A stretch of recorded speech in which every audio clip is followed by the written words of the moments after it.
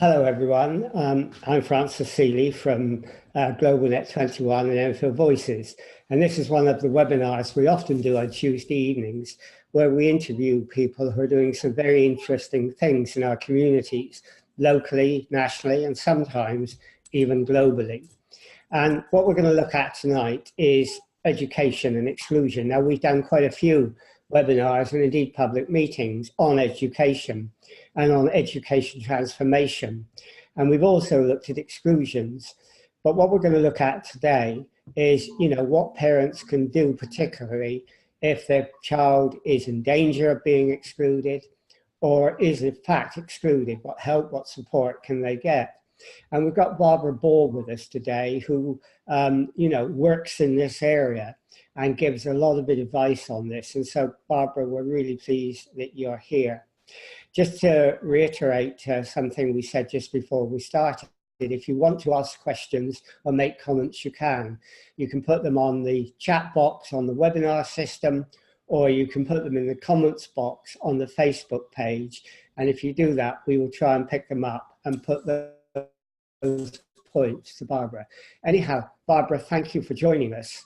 So let's start with you. And can you tell us, first of all, a bit about yourself, what you do, and what made you interested in education exclusion? Yes, I've worked my whole career in the field of special educational needs. And until quite recently, almost all my work and that of my company was designed to support schools to enable children, whatever their needs, to stay in school. Obviously, a lot of schools struggled with children whose behaviour could be challenging. And a great deal of our work was around helping the school find out why the children's behaviour was challenging, whether they had some underlying special educational needs, whether they had some social issues or mental health issues that weren't being dealt with. What's been happening increasingly in the last couple of years is that we've been asked to find tutors for children who have been excluded from school. Many of these children do have known special educational needs, but the schools just find that they can't manage, and in the end, the children sit at home. So why is exclusion becoming such a big problem nowadays? It's something we didn't hear about so much 10 years ago, but now we're hearing about it a great deal. Well, it's interesting you mentioned 10 years ago, because when I worked for a local authority, we worked very hard to try and reduce exclusions. I think they've always been there, but there were fewer and fewer because local authorities and other organisations were able to support schools to manage the children within school, to find out what was going on and give the children the support they needed. I think what's happened, I don't know if I'm allowed to be political here, but I think what's happened through austerity and the reduction in real terms of funding to schools is that they are no longer providing the same amount of support for children with special needs. So the behaviour then escalates and they end up being thrown out. So now when a child is excluded or in danger of being excluded, and the local authority does not have the resources that it used to have, it's really down to organisations like yours to help. It's down to parents themselves and so on. So let's look at that a bit. So if a child, when a child is excluded, it must come as a terrible shock to parents. So what can parents do if they are concerned that their child isn't making progress and they might be in danger of being excluded? I think in general, children aren't excluded because they don't make progress. There is some of that, I think, particularly in years 10 and 11, when schools start to worry about league tables and may try to off-roll children or suggest to parents that they might like to homeschool them if they feel that they're not making enough progress. But generally, exclusions are more around either a one-off incident of perhaps violent behaviour or other unacceptable behaviour, but more often what the schools call persistent disruptive behaviour. So that's young people, children and young people who don't settle in school, who can be disruptive in class, who keep talking and calling out. And I think parents often feel that all the school does is complain about the child, but they don't involve them in sorting out the issues. Okay, so, you know, it must be incredibly stressful for parents, but also, as Hannah said in the comment, for teachers as well. And Graham Halley, who's on there, said he has a friend who is a headmaster of a large school, and at the beginning of the term, 20 kids get excluded and sent to college because they don't have to deal with them. I mean, are you finding this sort of thing is happening more and more? Schools aren't coping in the way that they used to. Yeah, I think it is happening more and more. And as I said, I have to come back to the funding issue, because it used to be easier to find additional staff in school, teaching assistants, learning mentors, higher level teaching assistants, you know, a whole range of support staff who could be in classes supporting children who found it difficult perhaps to concentrate, or whose behaviour would go off beam, and also supporting the teacher. So the teacher felt that they could teach the class and there was somebody else there to support around behaviour. A good deal of that support has now gone because schools don't have the money. Okay, I mean, some parents must, because there's so many exclusions, parents may worry sometimes that their kids are in danger of being excluded because they can't make friends or whatever. I mean, do they panic too much? I mean, can you say, just be a bit more reassured? It's not, you know, normal things that will get children excluded. No, it's not normal things. I think in general, as I said, it's persistent disruptive behaviour, or perhaps one or two episodes of what the school considers completely unacceptable behaviour. So it might be, for instance, bringing something that the school considers a weapon on site. It might be cyberbullying, so bullying other children persistently, either over the internet or in the flesh, as it were. It might be, as I said, constantly shouting out of class, or perhaps leaving the class, being rude to teachers, being unpleasant, shouting, not accepting what the teachers are saying. You know, there are all sorts of those behaviours which can wear teachers down after a time and make it difficult for teachers to teach. A lot of those children actually are really struggling with understanding the lessons, understanding what's going on and expressing themselves. And I think particularly at secondary level, they don't like to show that. So they find it easier to either play the fool or act out. So how does a school identify special needs? I mean, you mentioned a number of instances, but is there sort of a chart or a way that all schools can, you know, discover whether someone's got special needs, or is it left for each school individually? Well, it is left for each school individually. There's lots of advice out there. Of course, there's the Special Educational Needs and Disabilities Code of Practice. Current version was published in 2015, which talks about a graduated approach, so that you step up the amount of support as the need grows. And it also talks about a cycle where you assess a child and then you plan to support them, and then you review the progress that the child's making. That's not just academic progress, that can definitely also be progress in behaviour, in well-being, in mental health. Very important areas now. But I think what often tends to happen is that schools have a special educational needs department, and they also have a pastoral care or behaviour department. And I think very often, once you go down the behaviour route, they don't consider that you might actually have special educational needs that underlie the behaviour.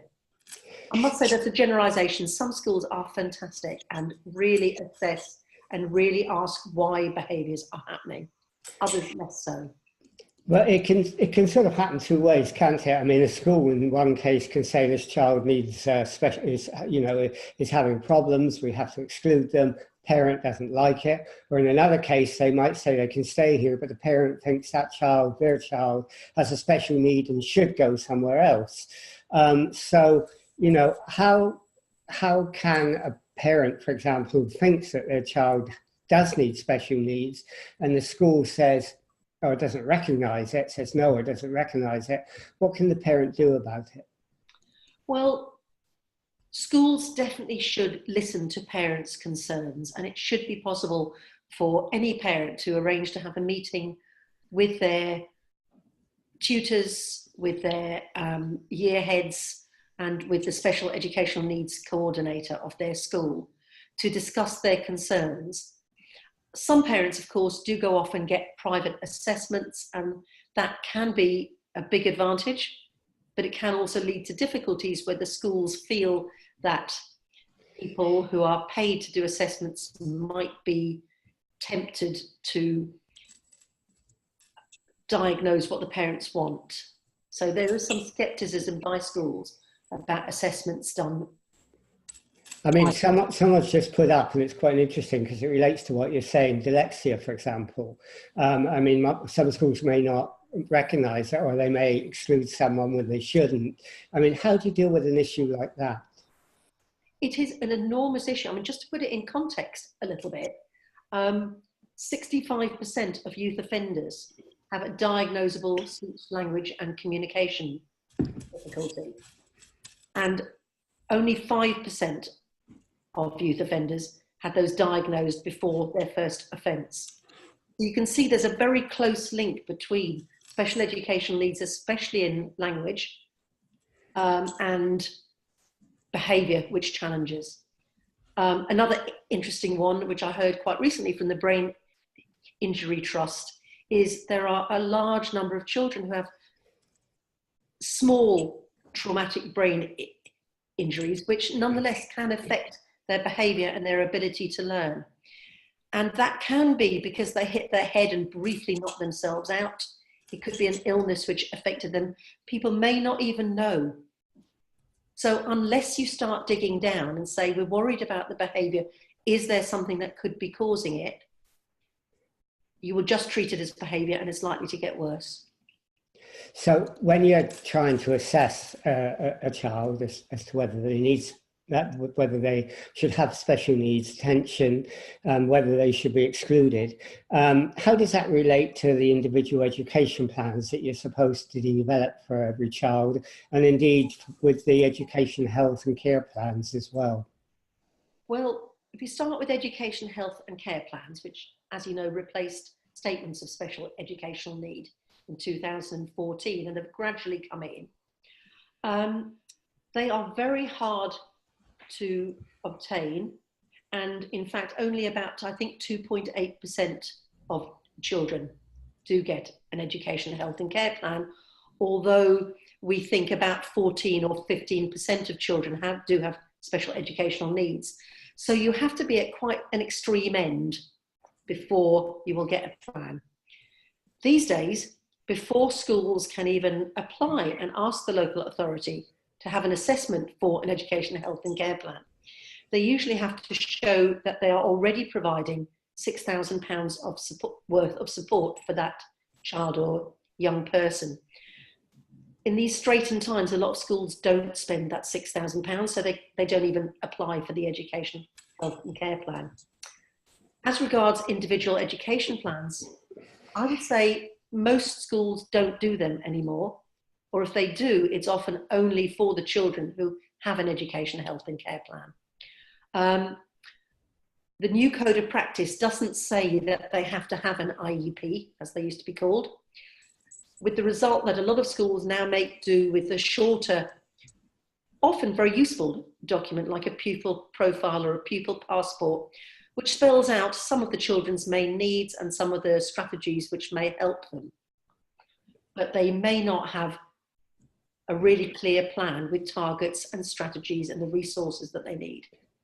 Yeah, and I mean, just to say that Graham has put a comment up saying that 80% of all violent criminals have had in the past head traumas. I'm not sure where he got that, or he said where he's got that statistic from, but it's an interesting fact. And it makes you realise that, you know, health is very much involved in this. So is the GP central in an assessment about a child?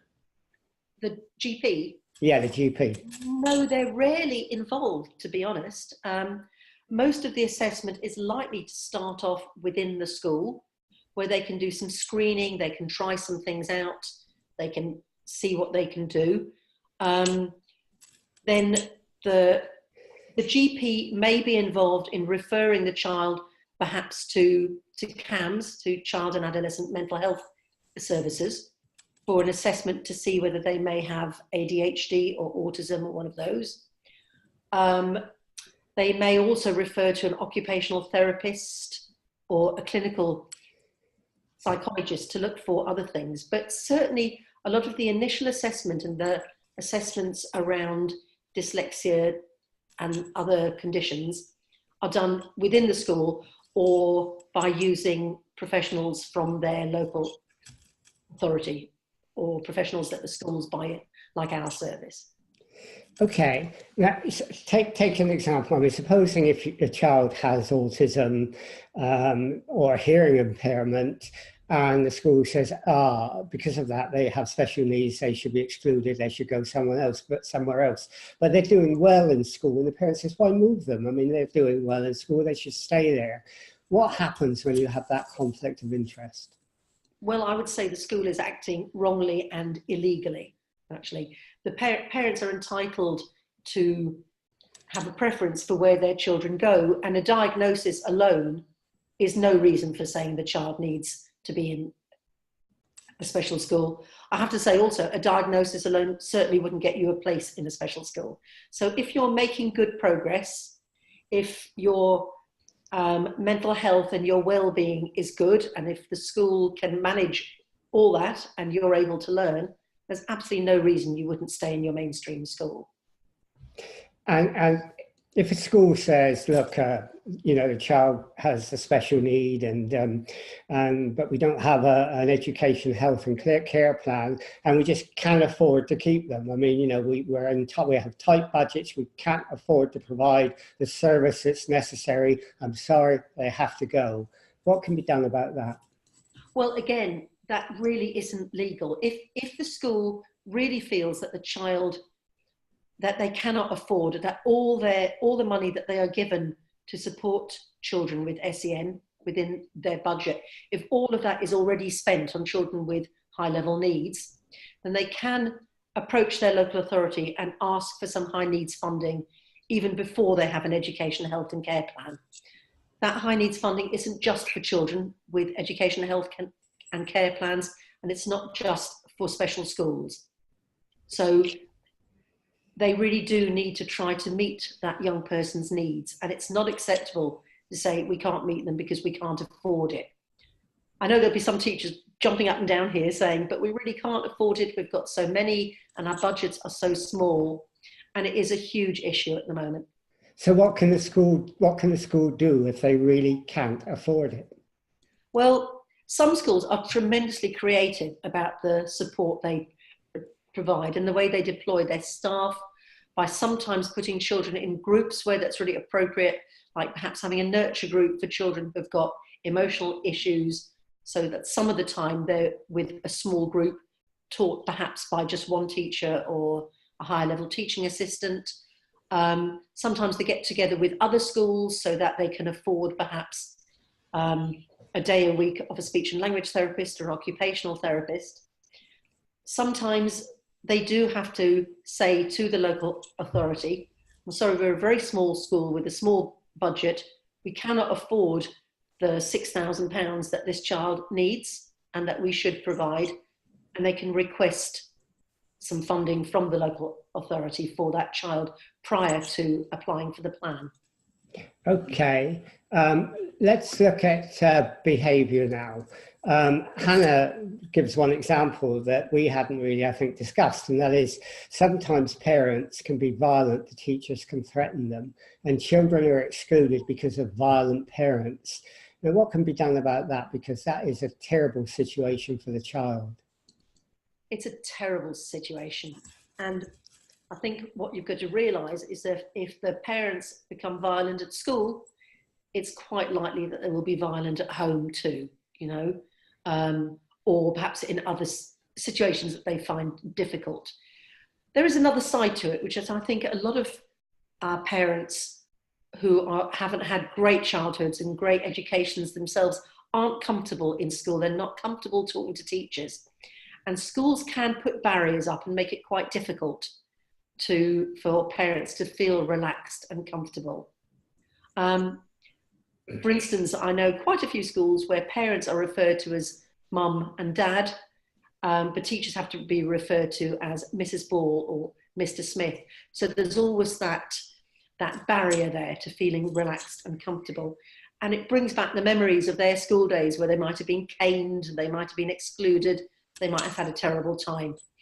So coming back to your actual question, I don't think that any child should be excluded because their parents have behaved badly at school. The parents may be excluded, and there are certain cases where parents are not allowed in the school. They're not allowed over the threshold because they have behaved badly, but the child wouldn't be excluded for that reason. Children would be excluded because of their behaviour, or because sometimes, unfortunately, because of their lack of progress. Well, let's look at their behaviour. I mean, it's a really tough job nowadays to be a parent, and some kids really do behave badly, and parents don't quite know what to do about it, and they're dead scared that their child, who may be bullying, maybe playing up the teacher, maybe disruptive, they're dead scared their child is going to be excluded from the school. Now, how can they avoid a permanent exclusion? What can they do? What help and support can they get? There will be agencies in their local area which they should be able to find on the local offer that every area has. The local council will also have a behaviour team. The school should have behaviour mentors, the ASEND code tutors. And I think if parents show that they really want to work with the school, that they're as worried about their child's behaviour as the school is, that goes a long way to sorting things out.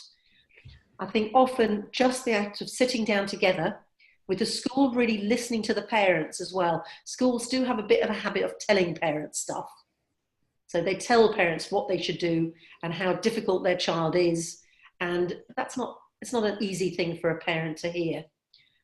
I think if schools are open to listening to parents and asking how things are at home, then there's a lot schools and parents can do to support one another. So for instance, the school may be able to bring in an educational psychologist to give some ideas for both school and home for how they might help their child to learn to behave better. Behaviour never happens without a reason. The child is always communicating something.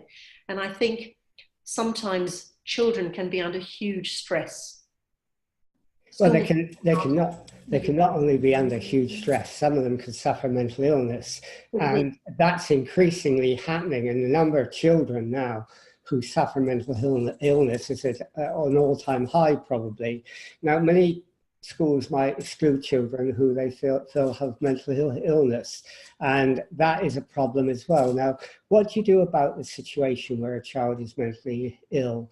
How do you work with the school to include them or to give them the special help that they need?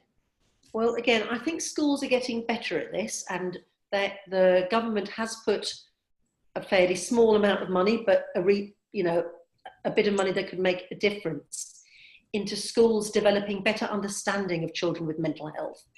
And there is sort of an approach which schools can use called mental health first aid. And all schools now will have a mental health lead who is likely to have training or be attending training on exactly that kind of topic. I think there often tends to be a focus on children who are depressed, who are very anxious, who perhaps self-harm, who may develop eating disorders and so on. And sometimes the children who act out and become very angry are not as easily recognised as having a mental health problem. Also, children who have a condition, or young people that have a condition such as autism or ADHD or attachment disorder or post-traumatic stress, all those conditions have a high level of stress and a very high level of anxiety associated with them. And so it may take something that's quite small, just a classroom being a little too loud, there being too many people, somebody saying the wrong thing at the wrong time. And that may be all it takes for a child to really have a meltdown, start throwing things around or shouting or swearing. I think schools do need to look underneath the behaviour to find the reasons. Yeah, and I guess with the resources being difficult, if they're referred to the child and adolescent mental health services, there's a huge waiting list, and that's a problem as well. Yeah. But what about, you know, some parents have children who are just, you know, they find it very difficult getting them to go to school. Some of those children are nervous about going to school. They may have been bullied at school. They may just be, you know, nervous generally about going out and meeting other children, and they're in danger then of falling below the 95% attendance rate, and they could then be in danger of being excluded. And yet these need special help because they're not ill, they're not whatever, they have a sort of problem of confidence in themselves. What help can you give to those children? What can be done? That is a huge issue, but again, I would say that having poor attendance on its own is no reason to exclude a child from school. In fact, it's a bit counterintuitive, really, isn't it? They're not there enough, so you stop them coming at all. Doesn't make an awful lot of sense. I think, again, it's a matter of the parents, the child, and the school working together to help relieve the child's anxiety, to perhaps work also with the educational welfare officer so that they can understand that you're not being a bad parent. I think too often parents are blamed, actually, for not getting their child to school at all or not getting them there on time, when it might be the child that just won't go and who can be very, very rigid about going and get so upset that the parent just doesn't feel they can get them there. Again, I think working together closely works well, and a lot of schools will then perhaps start on a part-time timetable. They'll provide counselling within school for the young person. They may have a mentor who can see the child every day. They may find a safe place that the child can go if they get very anxious or upset. There is quite a lot schools can do. If none of that works, then every area does have a hospital and home tuition service, and it is worth approaching your local authority, explaining the difficulty and how much time your child has had off, and see whether perhaps you can have some home tuition while you're trying to get the child back into full-time education.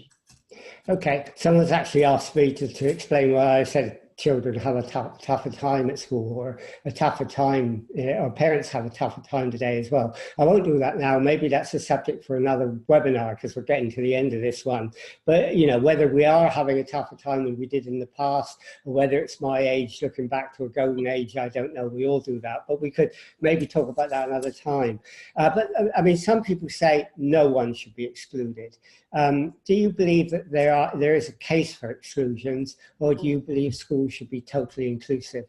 Gosh, that is a really difficult one. There are some schools who never permanently exclude a child. Those schools do usually have an area within the school where they can internally exclude a child if their behaviour really means that other children can't get on with learning. I think some head teachers would certainly feel that there are some rare occasions where there is no way they can keep a child at school.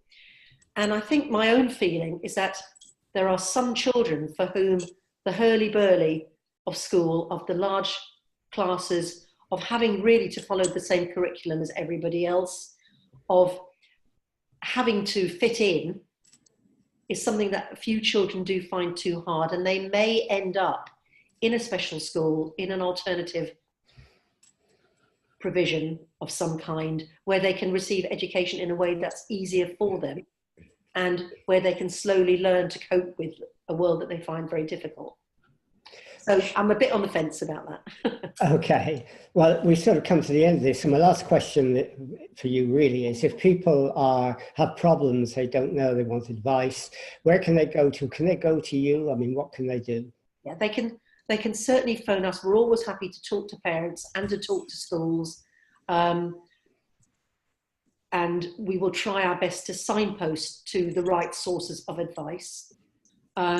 There's some excellent groups. There's IPSEA, that's IPSEA, which is the Independent Panel for Special Educational Advice, I think. They may tell me I've got that wrong. They are fantastic. They know the law amazingly well. Their website's very good. There's a lot of advice on their website. There are specific groups and charities around particular conditions such as autism, ADHD, and so on. Again, we will signpost to those if people want to phone us. It is worth phoning your local authority and asking to speak perhaps to the special educational needs team or the admissions teams, and they again might signpost you.